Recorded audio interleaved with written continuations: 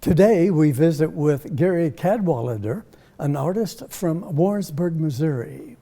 I'm your host, Rick J., and this is Spotlight on the Arts.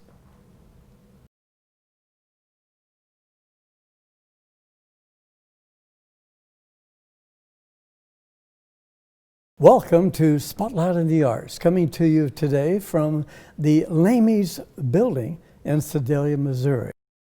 My guest, if you'll join me in welcoming Mr. Gary Cadwallader. Welcome, Gary, to the show. It's good to have you with us. Thank you. Thank you. It's been a few years, a couple of years at least, since you was with us back on Mid-Missouri Art News number 18. This is the 48th episode of Spotlight on the Arts. So welcome once again. It's great to have you. Thank you. Been looking forward to this for a long time. Well, let's get things started and bring the viewers, if you would, up to date on what's taken place in your art world since the last hearing from me. First of all, what did inspire you, for those new viewers, what did inspire you to become an artist? Oh, okay. Do you remember John Nagy from when we were kids? There was a show called, I think it was called Learn to Draw or something like that with John Nagy. I used to watch him every Saturday morning, and I was just infatuated. And somewhere in there, my grandmother lived with us, and at some point she bought me the John Nagy Learn to Draw kit, and I went crazy with it. Turns out that even Andy Warhol said that John Nagy taught him how to draw. Really? So he was around for a long time, John Nagy. Yes, he was. That's for sure. And then I went to UMKC. I was an art major there, graduated in '72. Immediately went into computer programming. I see. But then about 10 years ago, I started painting again very seriously. I see. Excellent, excellent. And your paintings are awesome, and we'll talk more about the paintings, and we'll actually put quite a few on the timeline for the viewers, you viewers to watch and see what I'm getting at, shall we say. Well, Gary, you're involved highly within the state of Missouri with different organizations such as the Sedalia Visual Arts Association, and it's Mid-Missouri Art Alliance in Warrensburg. Tell us a little bit about those programs, if you can. Sure. Mid-Missouri Artists, I'm the vice president there, and I put the programs together, which now we have gone to all Zoom programs, so I'm interviewing people. I interviewed somebody from Hawaii the other day, so that was kind of cool. That's excellent. Sedalia Visual Arts is a local art group. Between the Sedalia Visual Arts Association and Mid-Missouri Artists, we help out with the state fair with their art program. We supply food and beverages and help put the show together and all that. Also, I am a board member of a thing called the Watercolor Honor Society. Oh, yes. It's run out of Springfield, and I do their newsletters. So again, I'm having to do what you do, which is interview artists. But with the newsletter, it's more like a magazine format. Oh, that's John Whitehawk territory down in Springfield, and many other great artists that we've been able to view and read their stories on Instagram, what have you. Thank goodness for the new media outlets that we do have to work with. Well, let's see. I guess we should talk about any upcoming or past events since the pandemic has taken place. Let me back up before the pandemic. I do have here in town, they have the State Fair Community College. And when they do the state fair, the community college always buys a painting. And so they bought one of mine. It's been, I think, maybe 2017. So they bought a large 4x5 foot painting of mine that's hanging in the president's office. So that was pleasant. Let's see. And then I was doing mostly watercolors at first. Yes, I remember.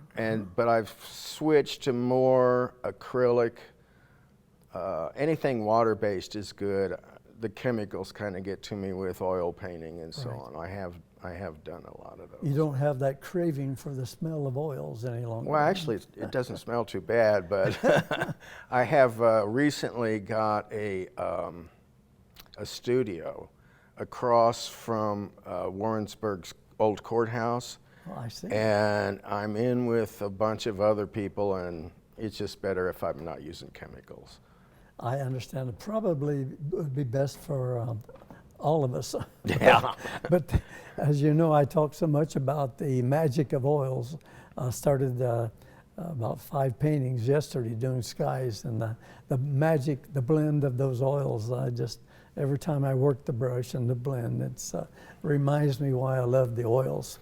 That's true. So now you've been very active in the Sedalia organization also. That's Sedalia Visual Arts Association. I understand you've been a presenter now and then at different places also. Yeah. Go share your techniques, what have you. I've been a presenter at Sedalia, Warrensburg, Jeff City, different places. Missouri Valley College, things like that. And I just try to talk to them about what I'm doing and what they could do and so forth. If it's students, I think they get a lot out of when I talk about composition and stuff like that. Excellent, yes. I think any person learning or even it's been painting for a few years really likes to have that reassurance or redirection on perspective and layout of the painting, what have you. Gary's going to talk about his specialties in his ways of doing his artwork after the break. Also his favorite mediums, etc. So we'll be looking for that. I guess I should ask you, what is anything upcoming with this pandemic? Have you got anything planned for this year, 2020, or the upcoming 2021? Yeah, you know what? I had a show that opened in Poplar Bluff. I see. It was open about a week, and then the whole state shut down.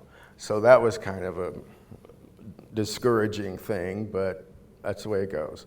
I do have shows coming up in 21 and 22 at the Kansas City, Kansas Library System. So I haven't been trying to exhibit. I'm just painting and trying to wait out the pandemic. I hear you. Same here. I've been fortunate to be able to exhibit through different medias, virtual, shall we say, and a couple of here paintings at Cecilia City Hall. It's about time to take that break. So, Gary, hang with me a little bit. Okay. When we come back, as promised, I'll be asking questions more directly in the ways of favorite mediums, Gary's favorite subject matter, and maybe some techniques that he could share with us in working these acrylics or watercolors. So we'll be right back. Stay with us.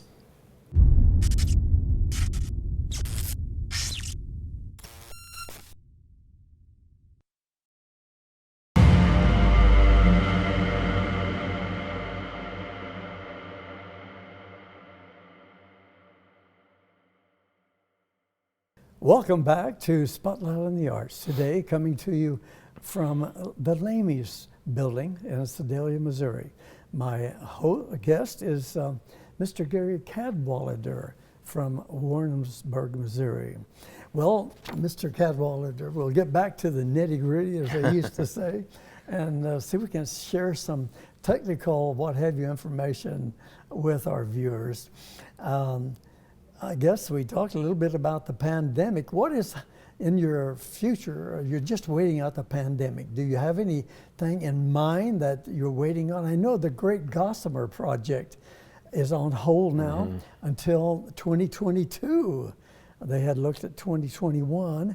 but now they extended it. So maybe they know something we don't. So what's your plans for 2020 and 2021? There's a group in Kansas City that's called Artist Inc., INC. I see. And I've been through their first course, and now I'm in the second project. And that is, there's basically 17 of us. It's painters, musicians, actors, anything you can imagine that's creative. And we're all doing a year-long project, each one separately. So my year-long project was to do a painting that is 6 feet tall and 32 feet long. Oh my. And it's made up of panels. So I've got 4-foot panels, and I've put together, I'm going to put together 8 of them. And the general idea was that I would show them in a circle so that you could kind of walk into this room-like setting and look, and it would surround you. Excellent. That sounds really awesome, as they say in Missouri. That's a lot of work so far. So you've really taken advantage, like myself, of this pandemic, getting back into the artwork more heavily for myself and other things in life. So it gives us a chance actually to really kind of tune in. Well, that sounds like a great project. Now, when will that exhibit, do you think, and where? Well, the project is supposed to finish next February. Who knows when we will actually get done. I had told them that I would have 4 of the panels done, so that'd be 16 feet. However, I'm already working on the 4th one, so it's possible I might have 6 or maybe be completely done by February. Oh, I don't know. Uh-huh. Finding a place I'll worry about finding a place to show it after it's done. So. I see. Now, can you share with us the theme of the project and, shall we say, a title if you have it? A title right now is a working project. Working process. Okay. It's a little bit on the order of pop art. One of my influences would be pop art and Tom Wesselman. Wesselman, I see.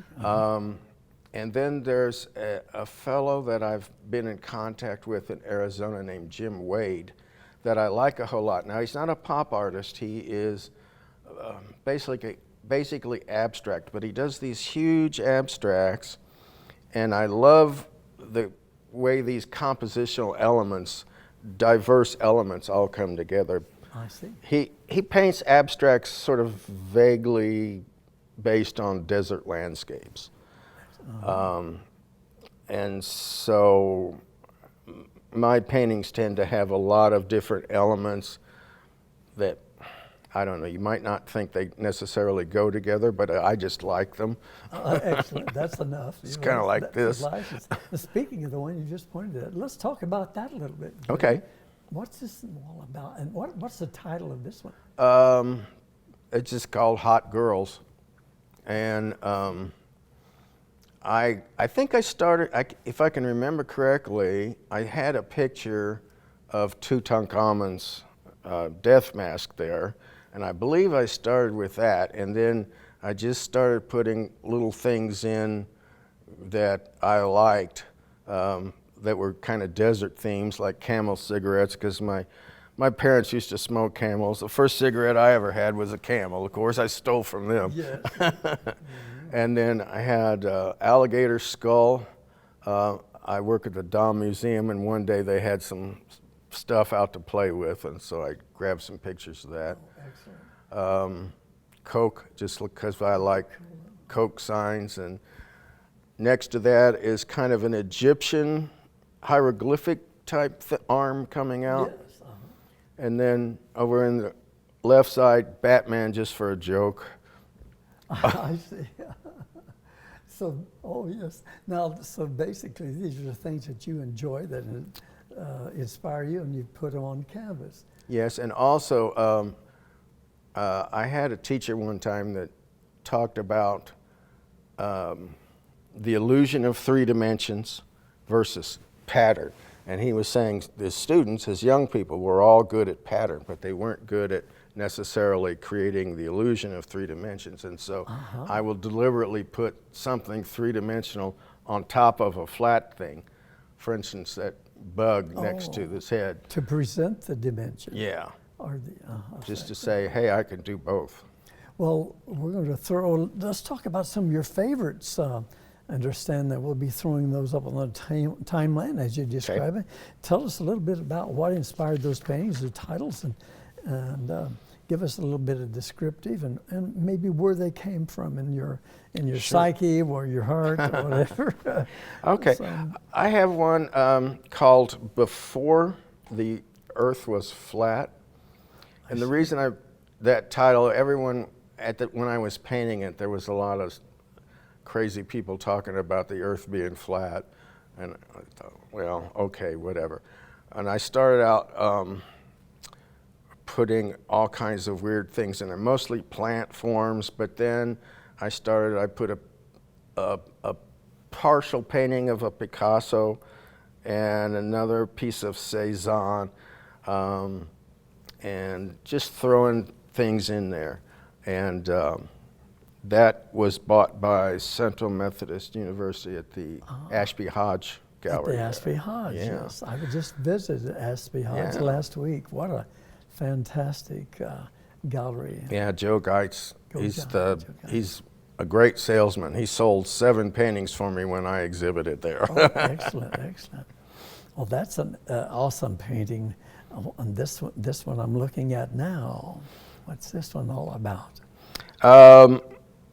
Also, I had a 2-panel painting of bull riders, and I had taken some pictures at the Johnson County Fair where we have bull riding, and I had a good painting I wanted to work with, but at the time I was really thinking about Renaissance paintings. I see. And so I wanted to do something big, and I wanted to have kind of a theme. Like a Renaissance painting, you would probably have a picture of Jesus, and it would be Jesus doing something, and there would be a crowd and so forth. So I ended up, I called